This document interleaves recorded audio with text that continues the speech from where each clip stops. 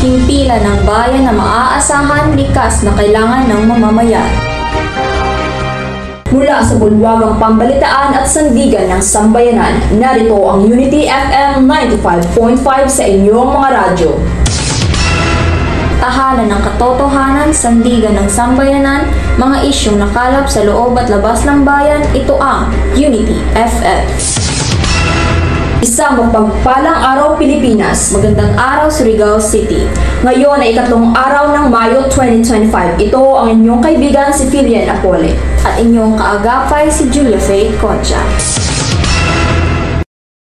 Sa ulo ng mga nag-aaratsadang balita,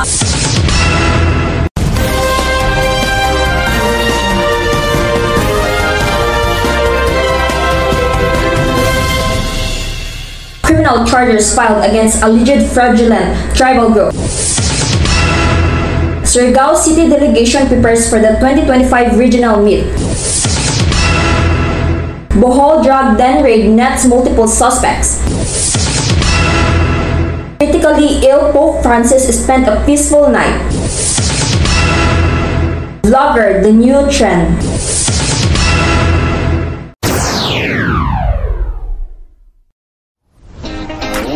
Kapamilya, gusto mo bang manatiling fresh at confident buong araw? Subukan na ang Cold Glow Whitening Soup.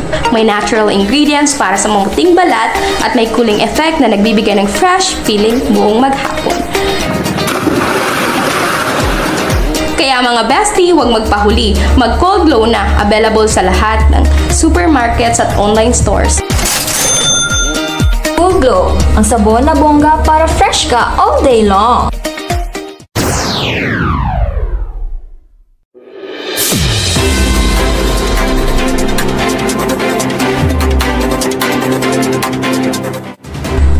Isang grupo ng Peking tribo sinampahan ng kaso dahil umano'y sa pandaraya at pangaagaw ng lupa.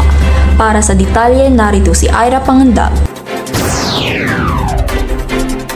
Pinangunahan ng National Commission on Indigenous Peoples ang pagsampa ng kaso laban sa isang grupo na umano'y nagpapanggap bilang kinatawan ng patutubong komunidad.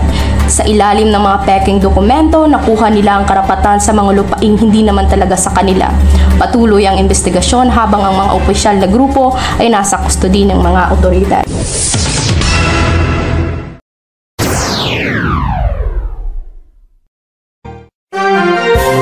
Pinaghahandaan ng mga atleta ng Surigao City ang darating na regional meet sa 2025. Narito ang ulat ni Hershey Baliero.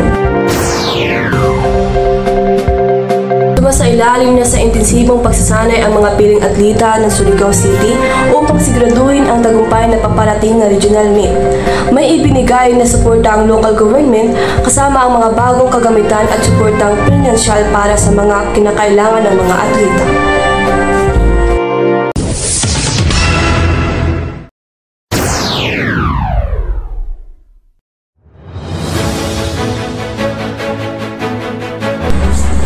Ilang sospek arestado sa isang drug den raid sa Bohol. Narito si Jaya Fabiosa para sa detalye. Isinagawa ng PNP at PDEA ang isang surpresang raid sa loob ng barangay Tagbilaran, Bohol. Nakumpiska ang malalaking dami ng shabu at mga kagamitan ginagamit sa pagsasabuatan ng iligal na droga. 6 na tao ang naaresto at sasampahan ng kaso. Patuloy ang pagsusuri ng mga otoridad sa koneksyon ng grupong ito sa mas malalaking drug syndicate.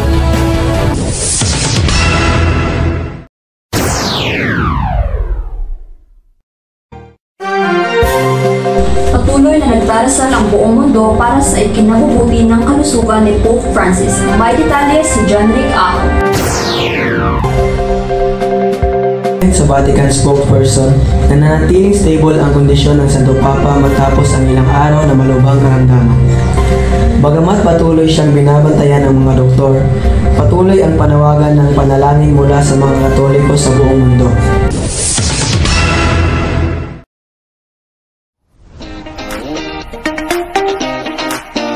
Pagod ka na ba sa labi mong dry at naglalakbay na parang disyertong tuyo?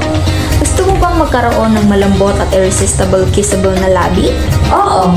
Narito na ang solusyon sa iyong problema. Ito ang Lip Lock Sleep Serum. Lip Lock Sleep Serum? Yes! Lip Lock Sleep Serum. Ang Lip Lock Lip Serum ay may natural na sangkap tulad ng vitamin E, shea butter at hyaluronic acid. Ang Lip Lock Lip Serum ay nagbibigay ng kakaibang pag-aalaga sa iyong labi at nagbibigay ng deep moisture.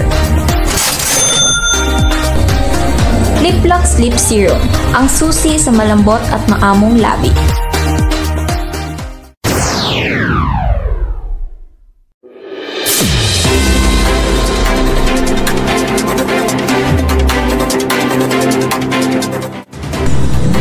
Ang paglago ng vlogging bilang isang trabaho at kultura tinalakay ngayon.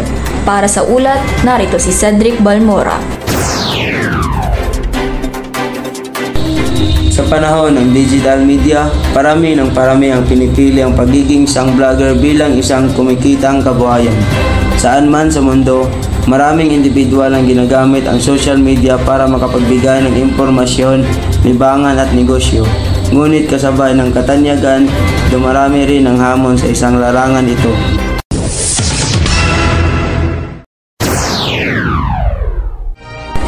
At dyan nagtatapos ang ating pag-uulat ngayong araw. Maraming salamat sa inyong pakikinig. Unity FM, puno sa kaalaman, sandigan at himpilan ng bayan.